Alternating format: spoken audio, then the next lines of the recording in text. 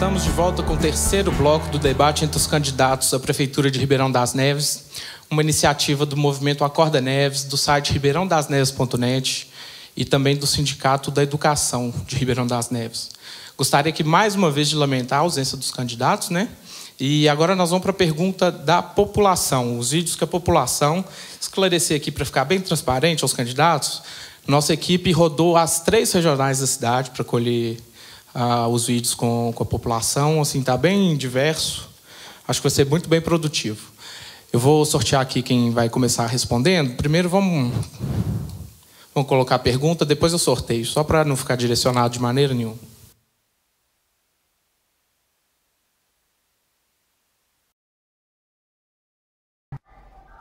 Eu sou Cecília da Silva, moro no bairro Girassol e, segundo a lei 11.738, em seu artigo 2º, diz que 1/3 da jornada de trabalho dos profissionais do Magistério Público da Educação Básica deverá ser dedicada ao planejamento da sua preparação das suas aulas e outras atividades fora de sala de aula.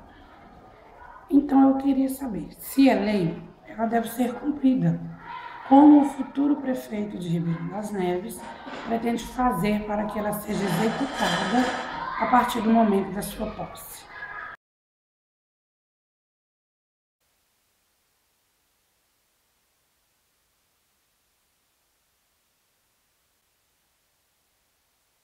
Ficou clara a pergunta? Ficou, né? O candidato que começa respondendo é Juninho Martins. O senhor tem 2 minutos. Agora não teremos nem réplicas nem tréplicas, ok? Eu sou professor de carreira no Estado, e já existe essa lei no Estado, e é para planejamento, né? O professor tem que dedicar um dia da semana para planejar as aulas, a parte pedagógica, corrigir provas, enfim. E essa lei, se ela está no município, ela tem que ser cumprida, e para que valorize aí a educação, para que valorize aqueles vários educadores que estão, né, na educação infantil, que estão lá nas creches.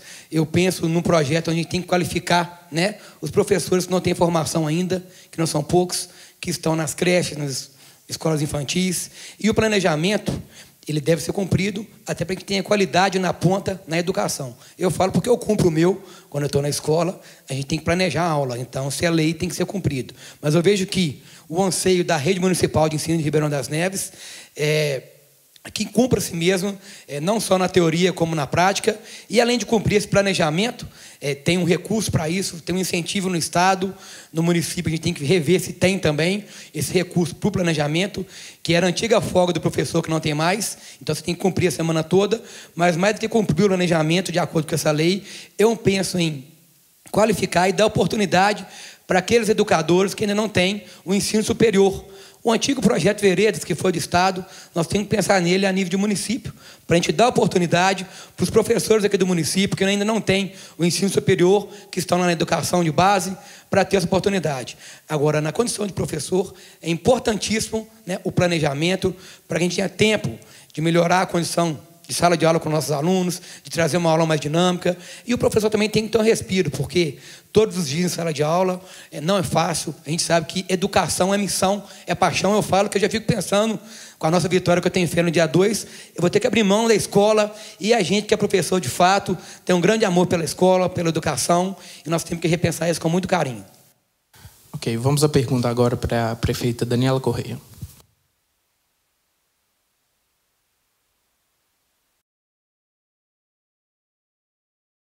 Meu nome é Jéssica, sou moradora do bairro Sevilha B. Gostaria de saber se o senhor candidato tem conhecimento do córrego na Avenida Alagoas, no mesmo bairro, e caso tenha, quais seriam as suas ações para poder solucionar esse problema para os moradores da região?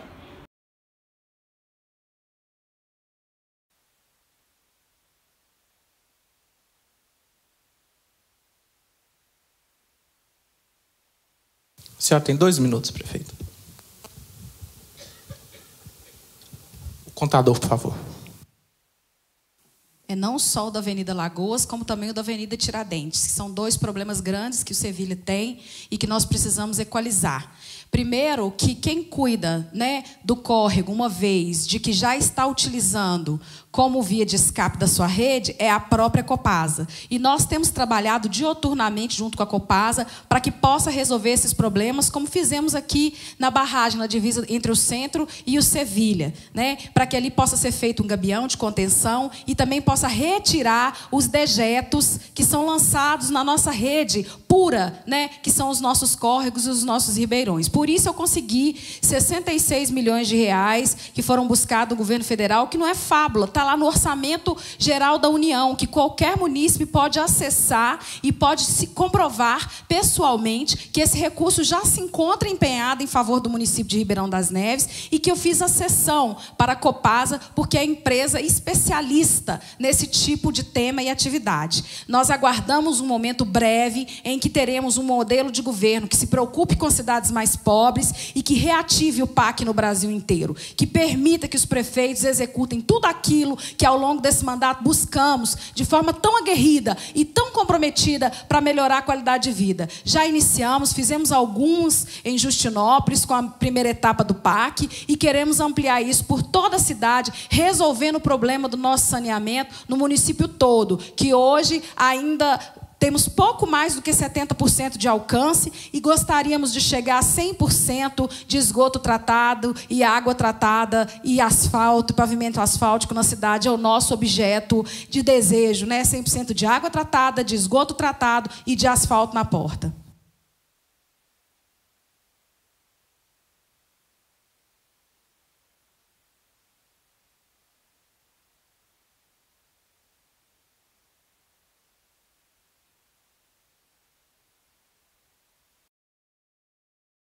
Meu nome é Luiz Cláudio Magalhães, sou morador do município de Ribeirão das Neves, do bairro São Pedro. Senhora candidata e senhores candidatos, observando a lei do deficiente número 3.146, principalmente no seu artigo 27 e 28, no qual que trata da educação dos nossos alunos com deficiência, e também no último censo do IBGE, no qual trata proporcionalmente 6,2% da população das cidades como deficientes, a pergunta é: qual que é o planejamento das ações que vocês têm para o nosso público, para os estudantes com deficiência do município de Ribeirão das Neves, e como incluí-lo de uma forma igual na sociedade? Muito obrigado.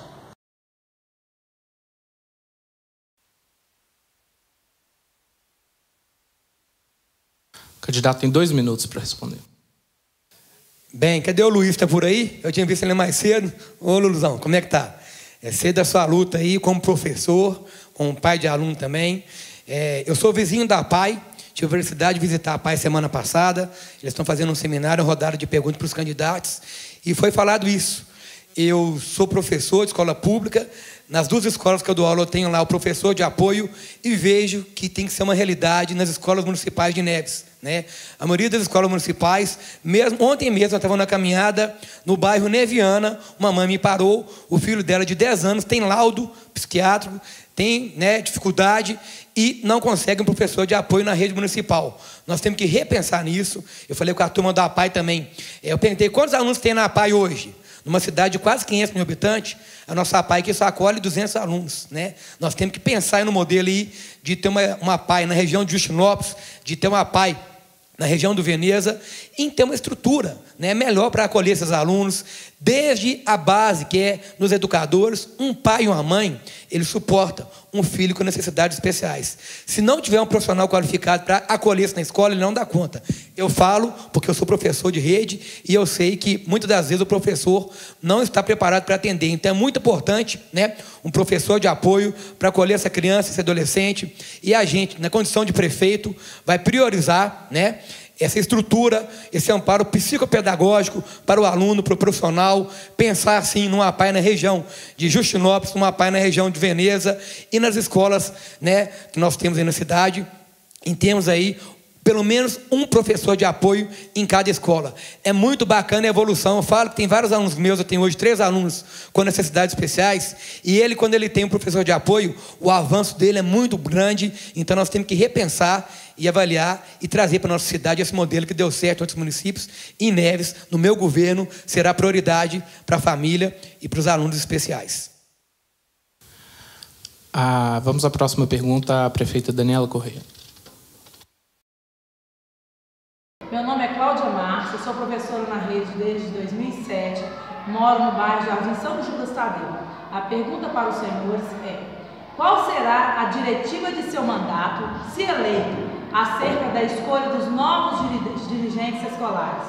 E qual será a autonomia garantida a eles, pelos senhores e senhora, para que possam desempenhar de forma independente suas funções?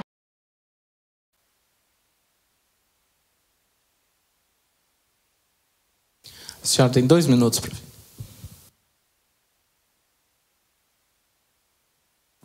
Bom, eu tenho o prazer e o orgulho imenso de ser a primeira prefeita de Ribeirão das Neves que tira a decisão política sobre a gestão escolar e entrega a decisão ao morador, ao usuário, ao munícipe, à família, à comunidade escolar. No meu governo, com muita luta, né, e contra o desejo de muitos que lutavam contra isso, nós institucionalizamos a primeira escolha democrática popular, que é o formato de lei que nós temos hoje para escolher o diretor, né? Eu gostaria até que a gente tivesse outro formato, disposição legal para outro formato, mas um prefeito precisa cumprir a lei. Então, eu estou cumprindo a lei, né, dentro desse modelo, que é o melhor modelo que hoje a legislação nos oferece, e fizemos a primeira escolha democrática popular. Temos diretores escolhidos pela população em todas as unidades escolares, né, salvo exceções raríssimas, onde o diretor ganhou a eleição e não quis ficar, nós fizemos uma escolha entre os próprios funcionários da escola para que pudesse dirigir ao cargo de diretor escolar aquele que tivesse a melhor formação,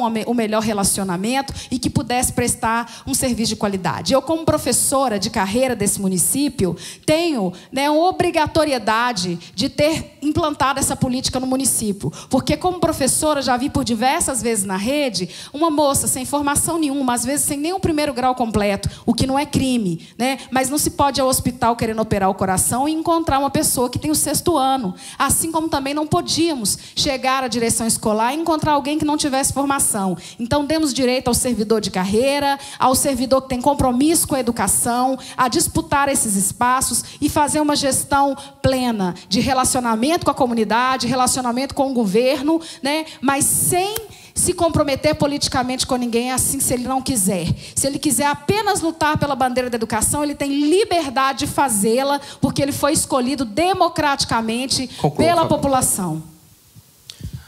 Ok. Paulinha, por favor, sem manifestações do público, por favor. Gente, nós não vamos tolerar manifestação do público, por favor. Senhores, senhoras, por favor. Por favor, senhores e senhoras. Eu acho que a minha coordenação vai concordar aqui. A próxima manifestação nós vamos pedir licença do auditório, tá? Sem manifestações, gente. Próxima pergunta, por favor. Eu sou a Ellen, tenho 15 anos de idade e estou no 1º ano do ensino médio. Minha pergunta é a seguinte: a atual prefeita tem divulgado nas redes sociais diversas propostas tecnológicas e culturais para o nosso município, mas sabemos as mazelas de infraestrutura que o nosso município passa. Com essa verba que a atual prefeita provavelmente conta em caixa, quais seriam as possíveis mudanças de infraestrutura do nosso município? A pergunta é para o candidato Juninho Martins, por favor. O senhor tem 2 minutos. Pois não? Não ficou claro, ela fala da verba para a escola ou para o município no geral? As verbas que vêm, que a prefeita divulga, que não acontece na ponta, é isso? É uma pergunta que... A gente repete ou não, senhores? Vamos repetir? Vamos repetir, por favor.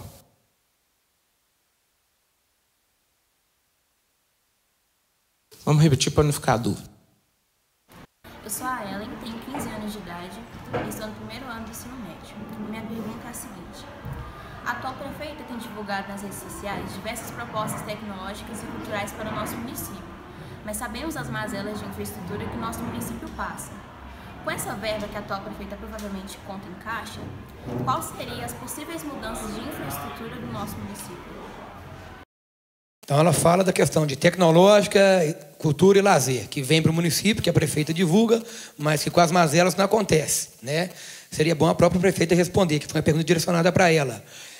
Mas eu respondo por mim, como prefeito eleito que você no dia 2, na minha gestão, nós vamos estar aplicando a verba no lugar certo, né? Nós temos mais de 80 mil jovens na cidade, que não tem nenhuma opção de lazer, gente. Nós não temos um parque de exposição, nós temos aí poucos clubes pela cidade, nós temos que pensar, né, em curso superior.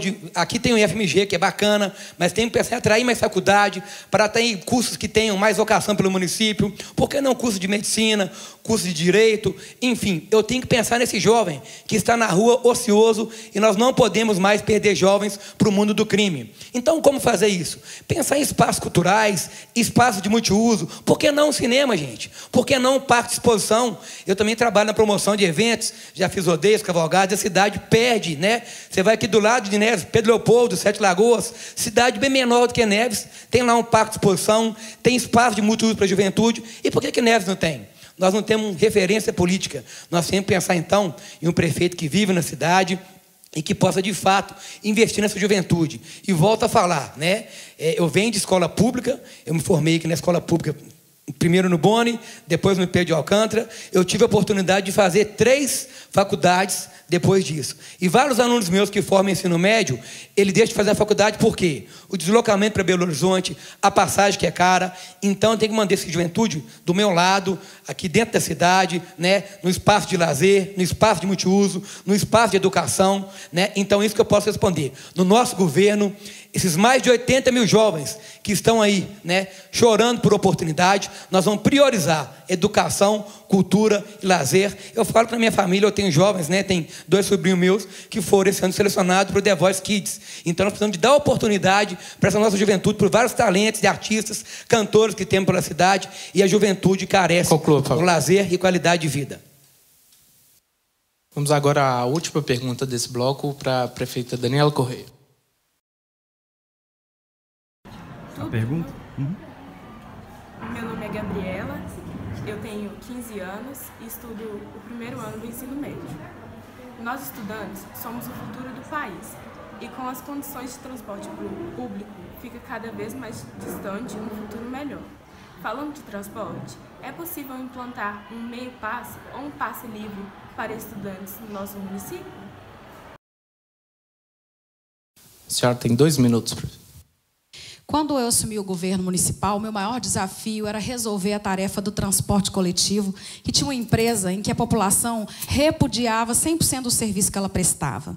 Logo no primeiro ano de mandato, nós conseguimos articulação junto ao governo do estado para que a metropolitana, através da CETOP, pudesse fazer a substituição dessa empresa. Mas a gente não tinha instrumento jurídico para que a gente pudesse iniciar um novo momento que não fosse a renovação do contrato com a mesma empresa por mais 10 anos. Ao contrário de muitos políticos que fecham seus gabinetes com ar-condicionados e fazem contratos escusos com empresas, eu preferi fazer a licitação pública coletiva pelo transporte coletivo no nosso município. E nós encerramos, na semana passada, um grande processo de debate com a população, em todas as audiências, em todos os passos da licitação, com a presença dos movimentos sociais, com a presença da população e da nossa comissão de licitação. Nos próximos dias, vamos abrir os envelopes e saber quais foram as empresas que ganharam esse processo de licitação pelo transporte coletivo, composto por várias mãos, pela população, pelo setor de usuários,